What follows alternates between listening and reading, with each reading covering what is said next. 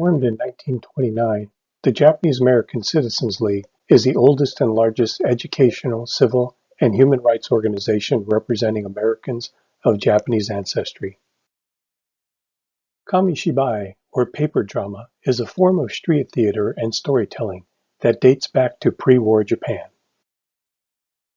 The images held in this box tell the story of two Sonoma County children and their experience during the Second World War. The story of Yuki and Taro. The Yamada family had a chicken farm in Sebastopol.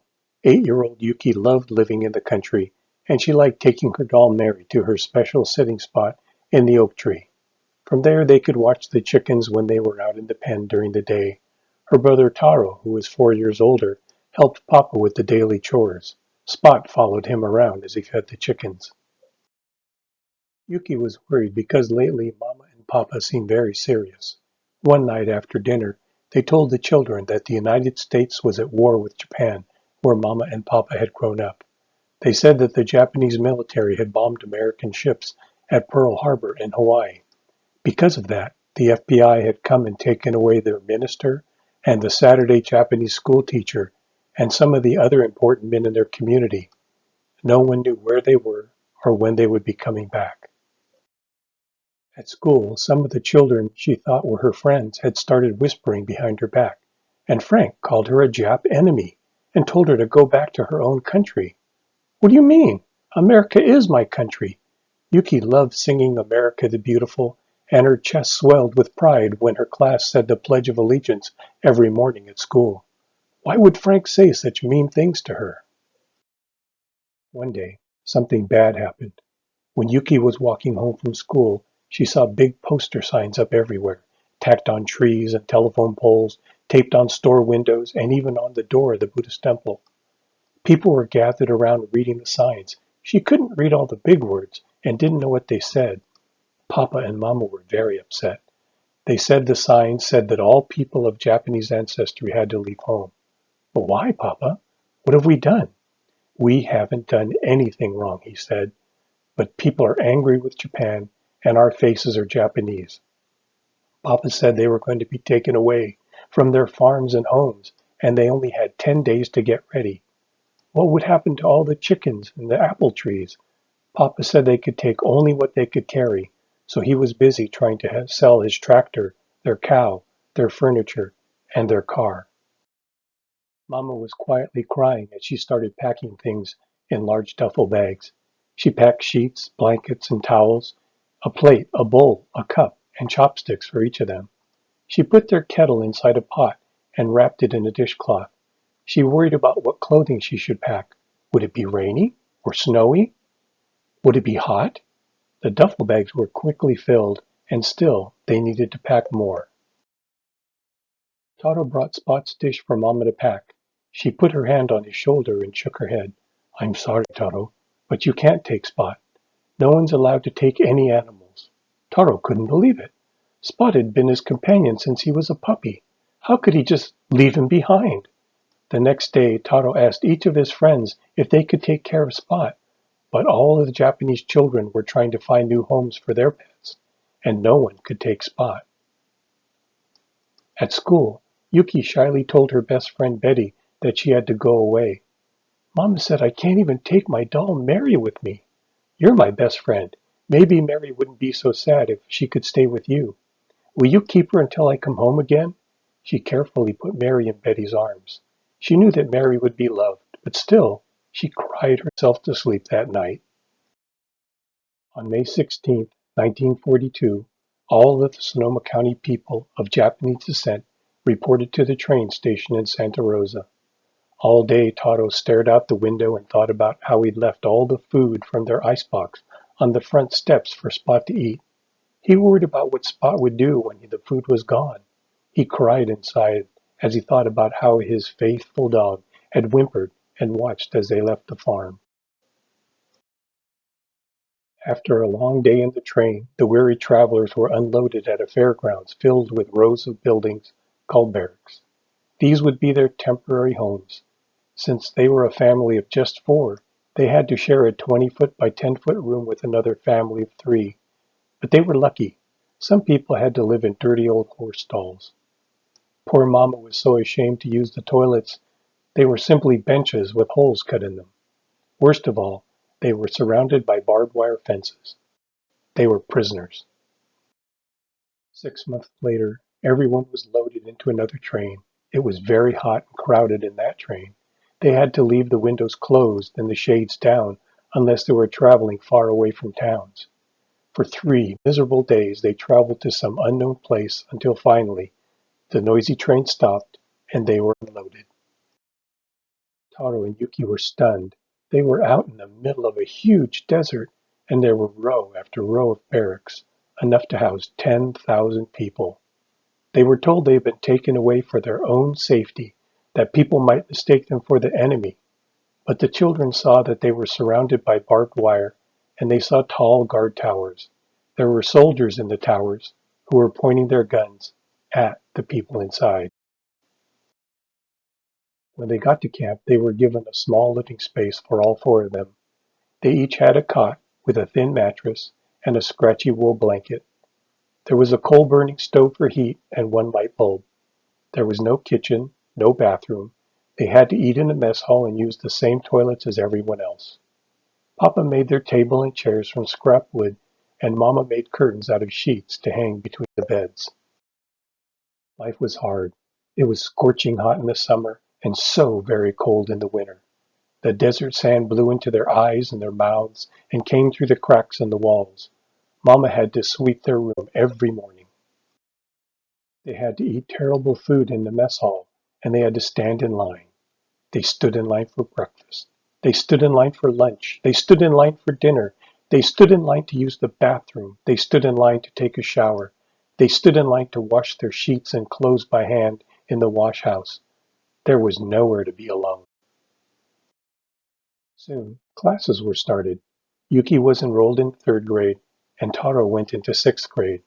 Yuki's class had one teacher and 48 students. The people made the best life they could out in the desert. They organized craft classes and baseball teams. Older teenagers formed a band and played popular music for dances.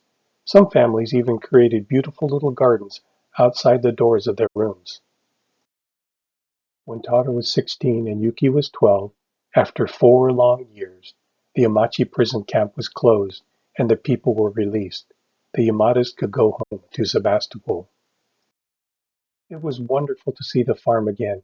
Yuki ran to find her special sitting branch in the old oak tree and breathed in the sweet September air of home. Taro quietly walked the land and called for Spot. When he didn't find him, he went to the neighboring farms and asked if anyone knew what happened to him. No one had any answers for Taro. He was so happy to be home, but very sad that Spot was gone. The next week, the children went back to school. Now Taro had to go to Anley High School. He was worried because he was unfamiliar with the corridors and the classrooms. To his surprise, some of his old friends met him at the school entrance and walked him to his class.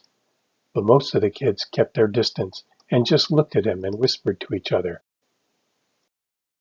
Yuki was anxious to find her old friend Betty, but she wasn't in class. Yuki's heart fell when she found out that Betty had moved away several years ago. She missed her best friend, and she longed to hold her doll again. A long time went by. One Saturday, a car came to the Yamada's house, and much to Yuki's surprise, out jumped Betty. Betty's family had heard that the Yamadas had returned home, and they drove a long way to visit them. Betty had something behind her back. It was Yuki's doll Mary. Now that Yuki knew her dear friend had waited for her and still cared for her, she truly felt like she was home. None of the Japanese American families in Sonoma County lost their homes because the kindness of neighbors who took care of their homes and farms while they were incarcerated. This was very unusual. For most people who lived in urban areas, they lost their homes, their businesses. Many farms were also lost. Life after incarceration was a terrible struggle for most people. There was much prejudice and discrimination. Many people returning from camp had difficulty finding homes and jobs. For these people, leaving the camps meant starting over, not resuming their old lives. This presentation was funded by a legacy grant provided by the National JACL and members of the Sonoma County JACL. If you would like more information on this presentation or the JACL Speakers Bureau, please email speaker@sonomacountyjacl.org or call 707-778-8895 or visit our website at www.sonomacojacl.org. Thank you.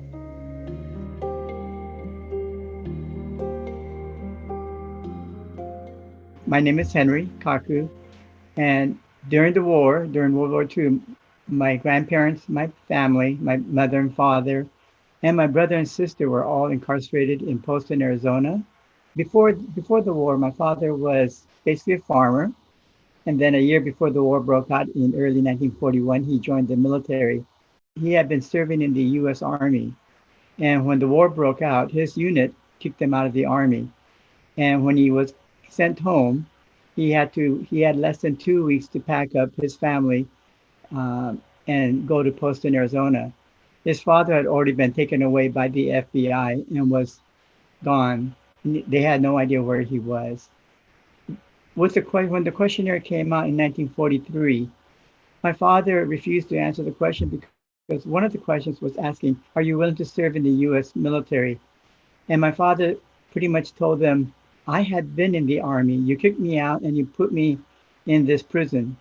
And so he said, "If you look at my history, you know what my background was. I was willing to serve, but you put me in prison because I was Japanese American." So because he refused to answer, he was considered a no-no boy.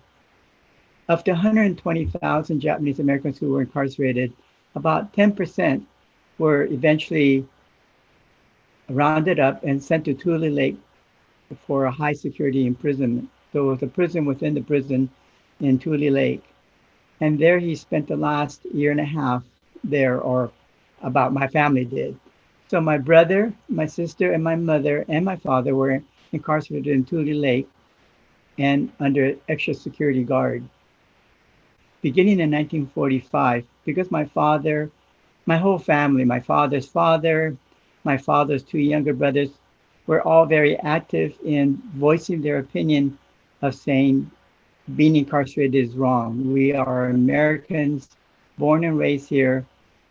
And me, especially, he would say, "I was in your army and now you put me in this prison."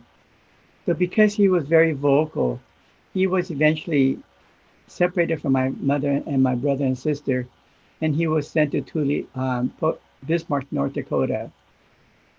So in beginning 1945, he was sent there, and he wasn't released until March of 1946. Eventually, about of the 12 to 15,000 no-no boys and their families, about 1,000 of them were sent to DOJ, Department of Justice prison. And so Bismarck, North Dakota was one of them. And that's where my father ended up in the last year. At the end of the war, my father was released, joined with my mother and my brother and sister in Portland, Oregon, and they were put onto a ship and they were deported to Japan. And they lost their US citizenship. So they lived in Japan for 10 years.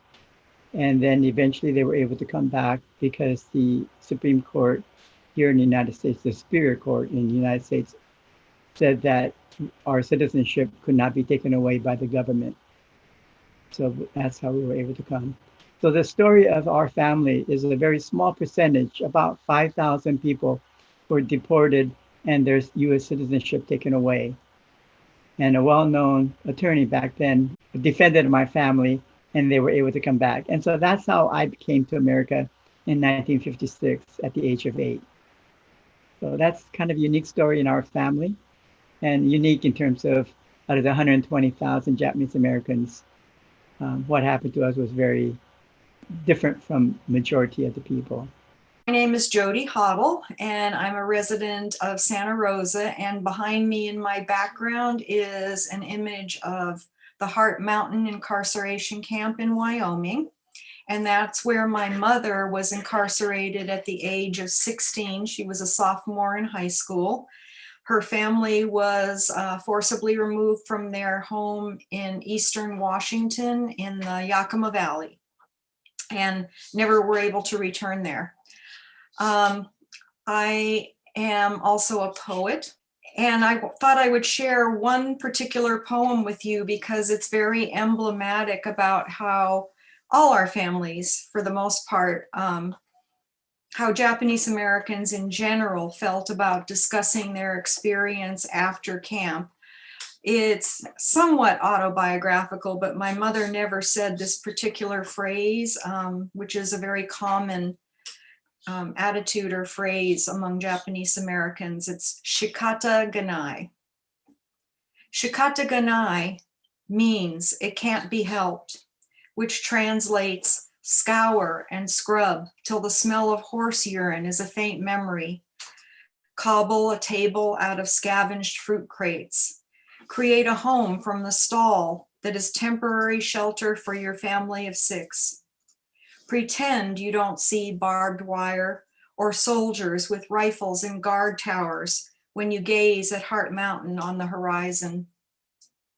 Shikata ganai, a tacit agreement to adopt the government jargon, relocation and internment, not concentration or prison camp.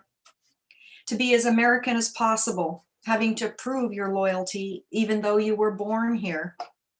And when your daughter hungers to know about your life in camp, you giggle about the hijinks girls and being prom queen, a typical teenage life. It suggests your secret mounting dread each year as December 7th approaches, even now, over 60 years later. Shikata ganai means end of discussion. I don't want to talk about it. There's nothing more to say.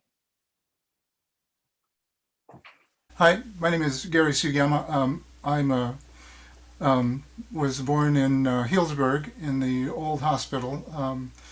Both sides of my family, except for my uncle Tom, and my cousins were born in Sonoma County, and we all attended school and high school here. Slide presentation is actually a pretty accurate representation of what both sides of my family went through. The experience people had here, the Japanese Americans, was really varied. Certainly, there was prejudice and that resulted in the relocation of families. But a lot of families as well had their farms caretaken by people in the community. And Lisa Hoshino has done a documentary on the teenagers who had friends attending Anley High School, who stood vigil over the Emon-ji Church temple during the time the Japanese Americans were away at camp. So both sets of my grandparents immigrated to Hawaii at the turn of the century. My maternal grandparents were married. My father's father came and had relatives in Sonoma County, so he went to Hawaii and came to Sonoma County, and my grandmother was a picture bride. My grandfather, the Mukaidas, grandparents, worked in the cane fields in Maui, and my Uncle Tom was born there. And at the time, was World War II, and an Army recruiter came through, and my grandfather volunteered to join the Army and was stationed in Oahu as a cook. But the result of that, so he never really saw any action, but the result of that is that he got his United States citizenship because he was enrolled in the Army. And so when he came to the United States, he was already a citizen and a veteran. So his experience all through the relocation was different because of that from a lot of people's experience. Because when he was faced with medical emergencies or anything else, um, whatever official was already assumed that he was a citizen, so was and then was also a veteran. So um, a lot of the military that he encountered also went a long way to ease his experience and my family's experience during the relocation. That being said, both sides of my family were relocated to Amache, Colorado, and even there, the people who were relocated inland, their experiences were markedly different from the people who were in the camps in California, and especially as Henry was saying, the the internees who ended up in Tule Lake and some of the other more secure facilities. It turned out as well that the men in both sides of my uh, family at a certain point were allowed to work outside the camps because to help with farm work, since they were all of both sides of the family. Most of the people in Sonoma County were farmers. Even though both sides of family and a lot of people in Sonoma County had support, it still their experiences still certainly weren't easy, and even with local support, it didn't make really any difference in whether people were incarcerated and moved out of their homes or not. My name's Bruce Shimizu. I'm a fourth generation Japanese American, born and raised in Sonoma County, as were my parents and one of my grandmothers. My family immigrated from Japan to Hawaii around the turn of the century and ended up in Sonoma County, starting anywhere right around the turn of the century to the 1920s. My grandfather on my dad's side, my grandpa Shimizu, prior to the war, he was a chicken farmer in Katati, and they raised chickens for eggs, as Petaluma was the egg basket of the country.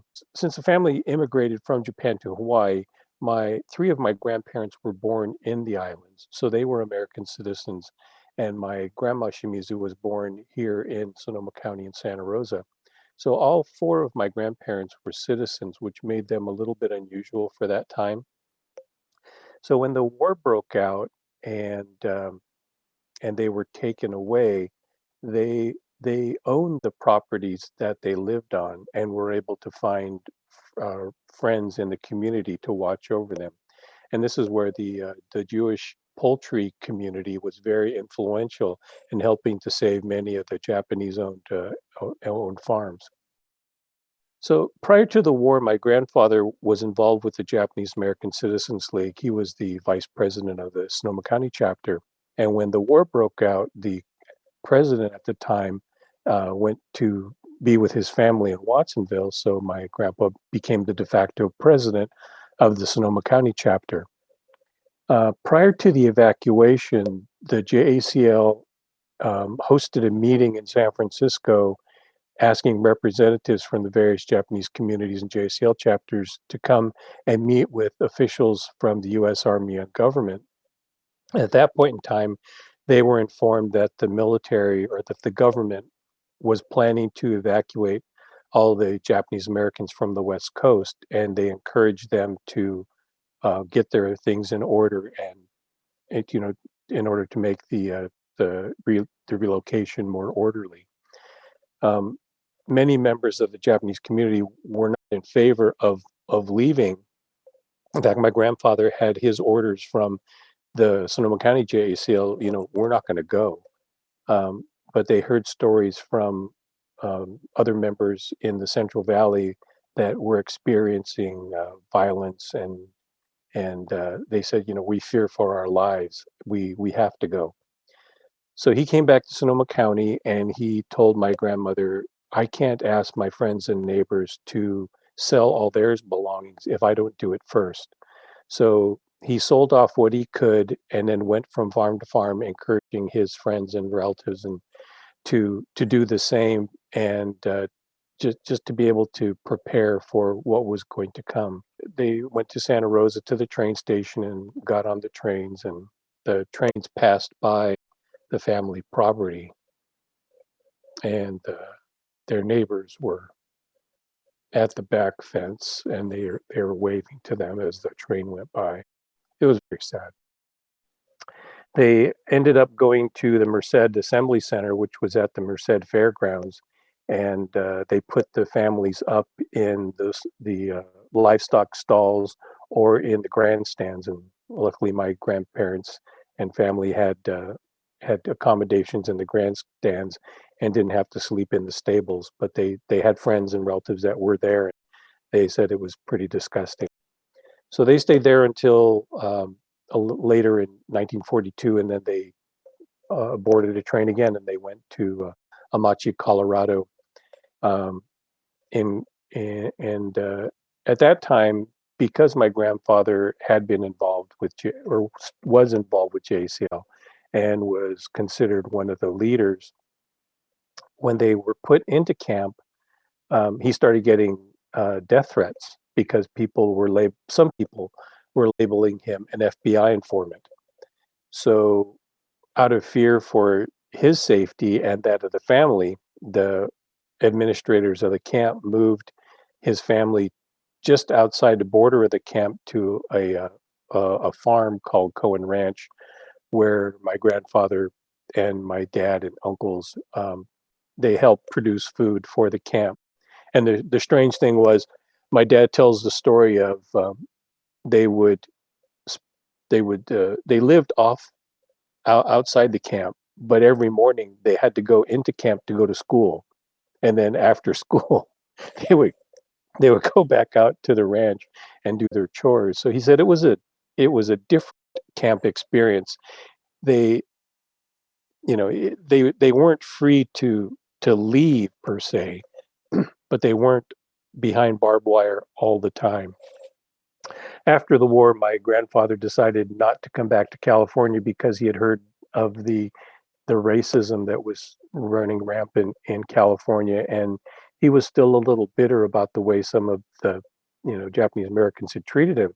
So he thought it would be better to go to the Midwest and reestablish some kind of a Japanese community there. So he settled in Erie, Pennsylvania, and started a potato farm, and and was expecting that other Japanese American families would come and start a Japanese community in Erie, Pennsylvania. Luckily for us, my great grandmother got sick, and the family had to come home. So they made the trek from Pennsylvania to California. Thank goodness.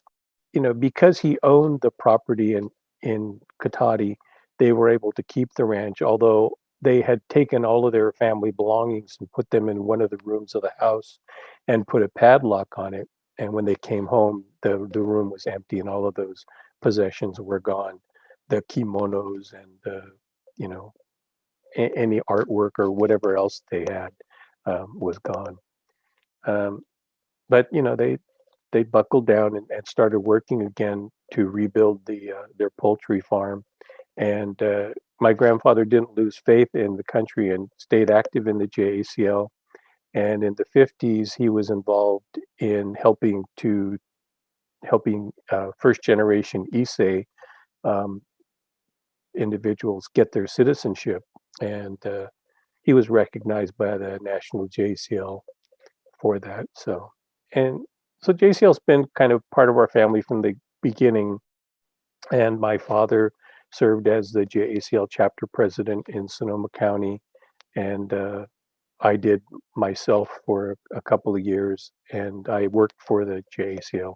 So in this time of increased anti-Asian violence and racism in the country, organizations like JACL are more important than ever. And I thank the Museums of Sonoma County for giving the Sonoma County chapter the opportunity to tell a little bit about the Japanese American experience in Sonoma County during World War II. And the Speakers Bureau, as part of the JCL, we go to schools and talk about that experience at this time of year. So if any teachers or school administrators or whoever are interested in learning a little bit more, they can contact the JACL Speakers Bureau. And at the end of our slide presentation, we have the phone number, email, and website for the JACL.